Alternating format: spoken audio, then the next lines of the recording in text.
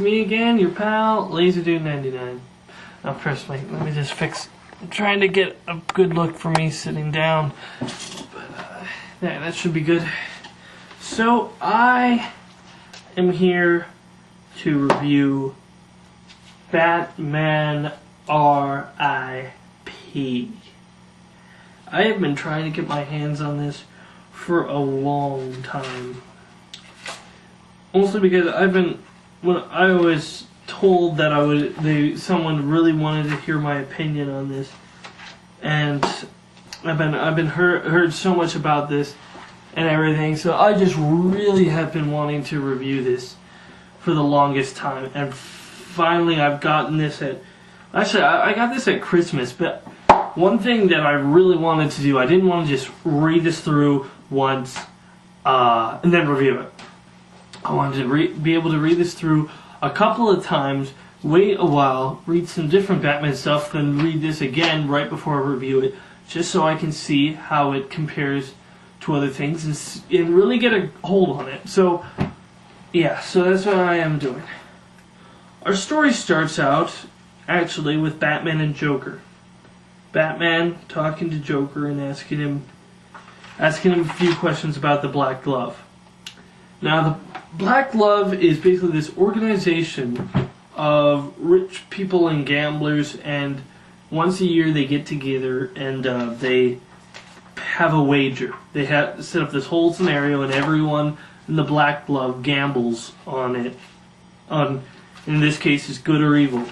They decide to attack Batman and try to destroy his mind and his spirit, and they think that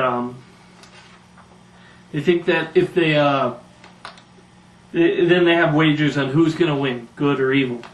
Now, this isn't the first time we just hear the Black Glove. You've been noticing them in comic books for a while. So you first hear about them in this comic book called, actually, the Black Glove. So you know that they've been trying to get a hold of Batman, and this book, I must say, read it slowly. Take your time, because you will be so lost if you just dive into it. I mean, truly, you will be lost. You'll be like, if you just keep on, read, turn. Mostly because a lot of the villains, besides the Joker in this, are villains from other countries that fought other superheroes and not Batman. But, the way they do this, the way it is, if you read this carefully, you're in for a real mind bender. Not like Arkham Asylum mind bender. I'm talking about, but it's a different mind bender, mostly because the way it's presented, it's kind of weird. You almost have to buy some things because some things just don't really make sense to you.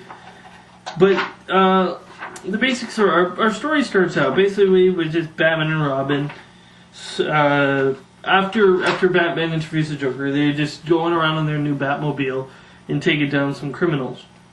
Batman is with Jezebel Jet, his new love interest, who knows that he is Batman because she found out his identity in that Black Glove book. Now, you see Batman trying to find out who the heck these Black Glove people are. And from apparently before they even notice their move, or before he even knows what to do, they make their move. They kind of tear down his mind, and you can see him actually, they put drugs in him, and they kind of break down his mind so he doesn't know where he is anymore. However, this book goes fully into the thing that Batman is prepared for everything.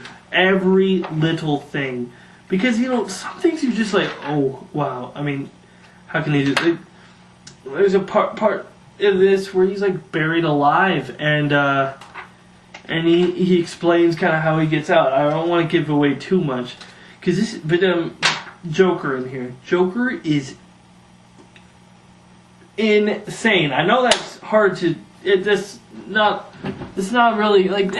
Joker is always insane, but in here, he's, totally unbelievably insane because I guess because he's just the way he's drawn, the way he looks is just like it makes you feel so uneasy with him in the room. Even when he's on the other side of the glass and Batman's talking to him, he makes you feel so uneasy the way the book goes. There's a part in here where you get to see what Joker would love to do. And, oh, it's so disgusting. So on the news where a guy, it shows the news where a guy's like saying, Joker gases everywhere. He starts laughing, pulling his face. Oh, it's disgusting. But it's psychological. This is a psychological book. You've got to know each and every part of this book. You got to read it carefully. And these other villains that are part of are working with the Black Glove, they are actually quite interesting. And okay, there is one kind of spoiler here I'm kind of gonna give away. After they break down Batman's mind, so where he doesn't have anything, Batman has this other. He always is suspected that maybe a villain would go after him that way. So he has this other personality called the Batman of. Okay, where is it? I just need to find the exact name because I need to pronounce it right. The Batman of Zur-En-Arah, I believe it is. Zur-En-Arah. Yes, the Batman of Zur-En-Arah. And he's in this red, yellow, and purple costume. And, you know, when I first read... Well, not when I first read it, but when I first saw images from R.I.P., I thought, what the heck, is this a Batman from another dimension? That's what I thought, because I saw parts of this before I read the entire thing, and that's why I thought he must be a Batman from another dimension. But no, it's hard to explain. This is just a book, though, that every Batman fan should have because it's so well drawn. I mean, it's written by Grant Morrison and written by Tony S. Daniel. And this movie, why do I say movie? It's a comic book. This comic book's amazing. Like the way it ends is just. It's awesome, and if you're a Batman fan, you gotta have this. This is a must-buy. This is a must-buy. Put this on your list to buy next time you have money. Since this is the deluxe edition I have, there's also another story in here that goes into Final Crisis when he's put into this machine. And this other story is just as interesting. Well, maybe not just as interesting, but it's pretty interesting and pretty funny. Not funny, but it's pretty odd in itself because there's this whole thing with apocalyptic technology trying to divide his mind apart, and he ends up controlling it with his mind or something like that. It's a very interesting and okay. I'm just gonna, as I said, this is a must-buy. There are some things in here that are confusing that make it just less than perfect thing. So that is why I give this 9 laser beams out of 10. But even though this is a must-buy, you gotta get this, you guys. You know, but as I say, be careful when you read this because when I read this the first time, I was like, what the heck is this? I mean, I don't get a thing that's going on here.